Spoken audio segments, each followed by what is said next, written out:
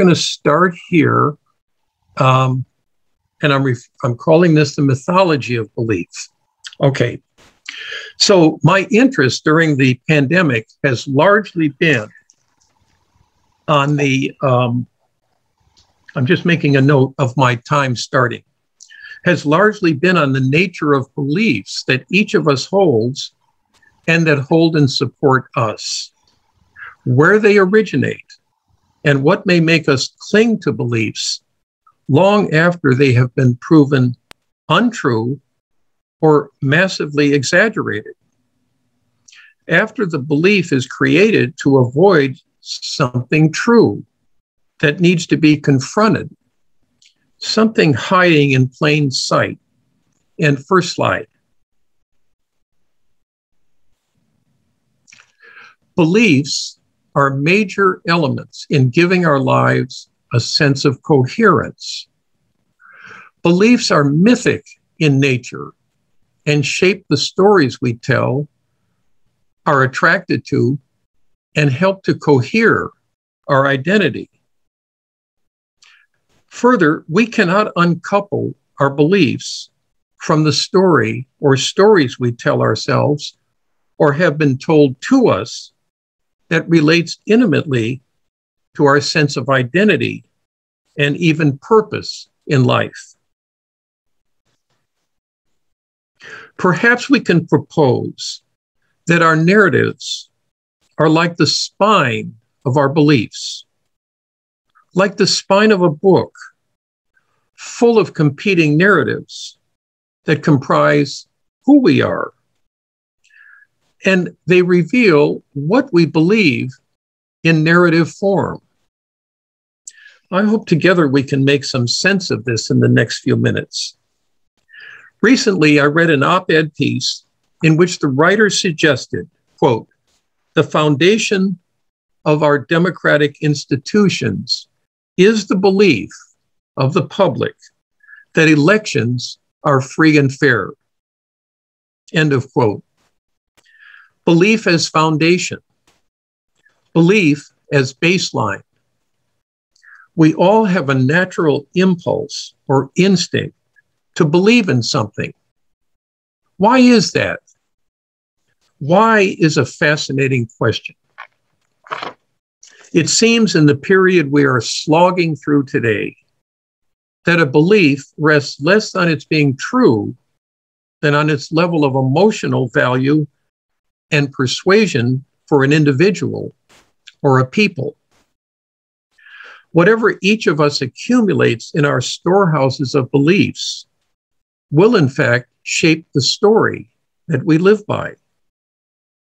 In other words, our personal narrative, regardless of how much or little we reflect on it, is an amalgam of what we believe, sense, intuit, assume, accept, and reject about what we loosely call reality.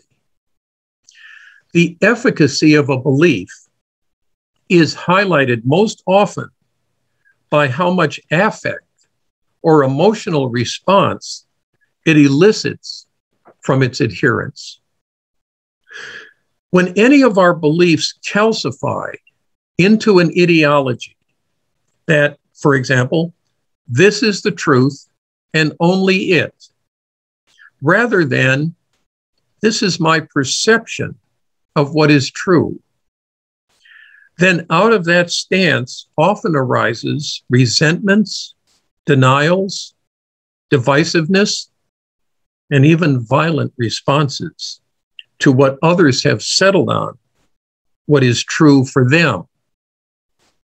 So acceptance or even tolerance of another's angle on reality transports us in a different direction. Meredith, next slide. Things become more complex when the phenomenon of fact is introduced into the argument of what is true. In his insightful book on revising education, physicist Donald Cowan writes of the myth of fact. which he claims has been the prevailing myth of the modern age. And that's the title of his book, you see, is Unbinding Prometheus, Education for the Coming Age. And Dr. Cowan was president of the University of Dallas in Irving, Texas for 21 years. So what he says about it being the prevailing myth of the modern age is fair enough. But he then points out an historical move that I think might be responsible for the conspiracy theories enjoying a heyday today. And here's what he says. He suggests that the myth of fact shifted in the early Renaissance, which he designates as 14th century Italy, the time that Dante was writing his Divine Comedy. And this shift of the myth of fact shifted in a substantial way. Quote, in it, the observable objects of the world came to exist in their own right. Rather than taking their meaning from a context in order to participate in a larger reality, facts began to be considered the unchallengeable substance of life. And if you remember the old Dragnet series, starring Jack Webb and his partner, and they would come up gathering information from a crime, and people would start telling a story. And he would interrupt them and say, ma'am, the facts, just the facts. Slide 3, Meredith. What has evolved? Let me read the slide this time. Are the facts then we take in and metabolize selected in order to produce a particular belief that is shaped from these facts? Is this how, in large measure, myths are formed? And if we extend myths further into an entire worldview? That's a question. I'm still pondering it. What evolved has come down to us as facts speak for themselves. They can be measured and verified and trusted as entities to believe in. But we have entered a different mode of our relationship to facts. Fact-checking has become necessary to counter the dizzy world of, quote, alternative facts. Facts are then weakened in their ability for many to believe in. And I'm beginning to suspect that the space between fact and fiction closes even further. When facts lose their contexts, their veracity diminishes. Facts, in large measure, help us to construct our narratives that shape our identities. But if facts are relativized, so at its core is reality itself. If individuals and groups, or even nations, are no longer certain of what or who to believe in, or to what degree, their identity as a coherent and cohesive body with shared senses of purpose and ideals to pursue become orphaned. We've all heard and perhaps accept without question the adage, seeing is believing. But the subtitle of this presentation, Believing is Seeing, I find a bit more interesting. It suggests that unless we already believe something, we cannot see it. The battle over beliefs today seems to have passed a boiling point.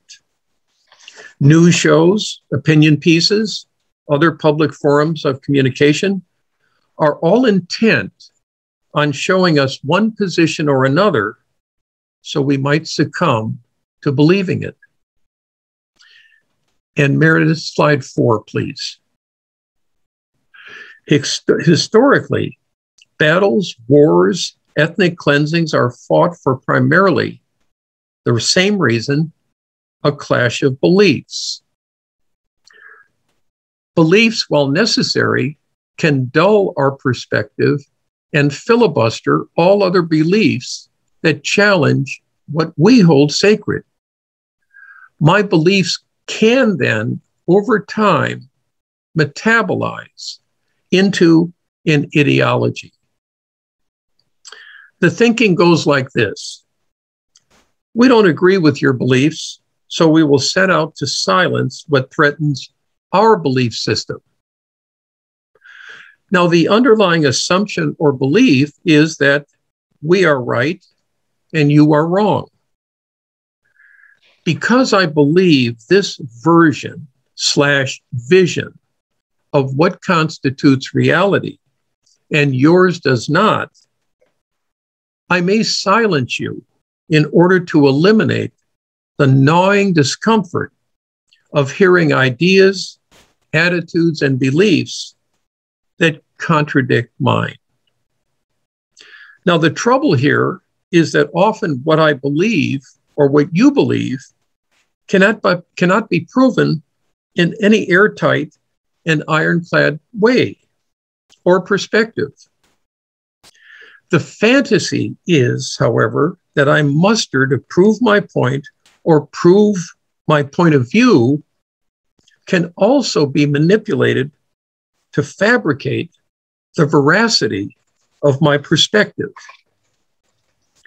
I have noticed, and you have too, how on various talk shows or news shows, how quickly the, quote, discussion heats up to a point that two or more voices will begin talking at once, so that nothing short of the biblical image of the Tower of Babel descends on what could have been a legitimate conversation. In this moment, most or all participants lose both the desire or the ability to hear the other's interpretation of what we may loosely label the truth. Then one side's truth becomes the other side's scapegoat. It's a scapegoat point of view. Thus, little, if anything, but a simmering resentment moves forward. Of course, we all wish to have at least some solid ground under our feet most of the time. It gives our sense of self stability and our life something to rely on and trust. But how quickly such a desire, even a yearning, as it gathers intensity, even as it may lose direction, can usher in violence, emotional, psychological, linguistic, and of course, physical. Now, the truth is not, however, necessarily a relative free-floating entity, but the lines we draw between what is true and what I believe to be true can float and can even dissolve. And with it, all perspectives are dulled, left by the side of the road, because my truth gives my life order and stability. I cannot afford to have it yanked out from under me. But is there another perspective possible? I know that some of you are familiar with the writings of the Buddhist nun Pema Chodron. She offers an image that is a standard Buddhist teaching. Quote, if you meet the Buddha on the road, kill the Buddha. End of quote. She suggests that such a belief means that when you see that you're grasping or clinging to anything, whether it's called good or bad, make friends with that. Look into it. Get to know it completely. In that way, it will let go of itself.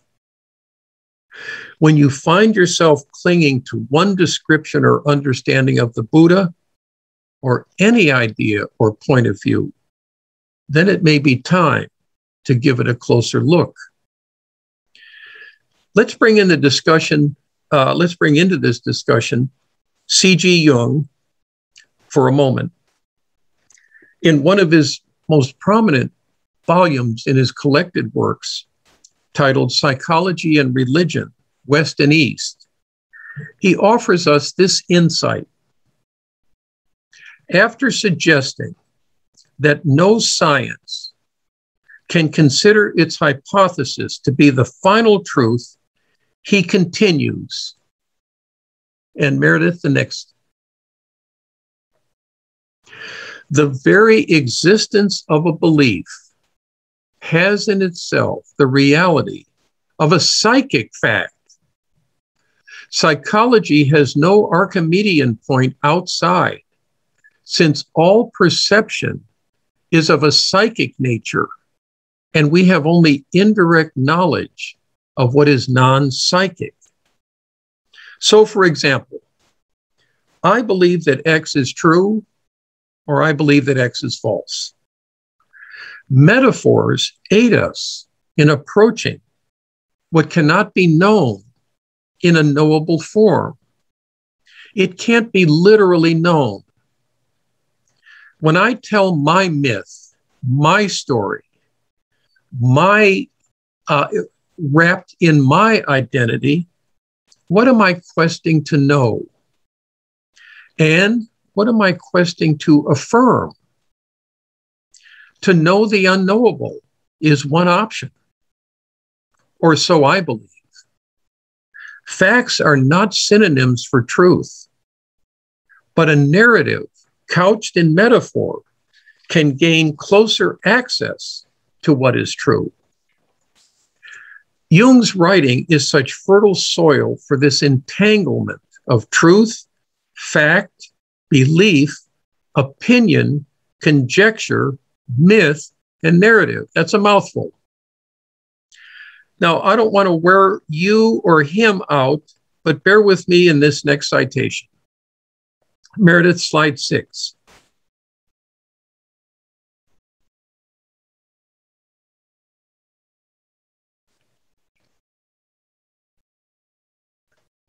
That's it, thank you. Scientific criticism must, of course, adhere to the view that when something is held as an opinion, thought to be true or believed, it does not posit the existence of any real fact other than a psychological one. But that does not mean that a mere nothing has been produced. Rather, expression has been given to psychic reality, underlying the statement of the belief or right as its empirical basis. I wonder then in passing if this juncture is where part of the confusion resides today. Taking a psychic reality and transforming it in story to a literal truth, thereby bypassing the recognition that psychic reality may of course be true, but it does not make it a literal truth. The organic quality of the myth hardens into an ideology, and then there is no discussion, no turning back. I have the answer, and you don't. And so I'll finish up. Meredith, slide 7, please. I believe that his insight carries us closer to the nature and function of myth and story here, or myth as story. Myths are narratives that behave as transport vehicles, a term mythologist Joseph Campbell uses to suggest that myths take us to a land far away and yet remain so near the interior of an individual's soul. So to read myths, to live a myth, is to connect to the attitude of the imaginal realm and to the autonomous psyche. Myths are psychological and spiritual teachers. They don't record literal history. They exist in themselves. Psychic realities underlie the stories we tell ourselves as true, or stories others have convinced us that we should believe. Myths believe us, even as we accept and believe in them. And I'll finish with a very brief quote from James Hillman's Revisioning Psychology. And he's citing one of the ancient Greek writers, whose name escapes me. But this is his insight. Myths never happen. Therefore, they are always happening. Thank you very much.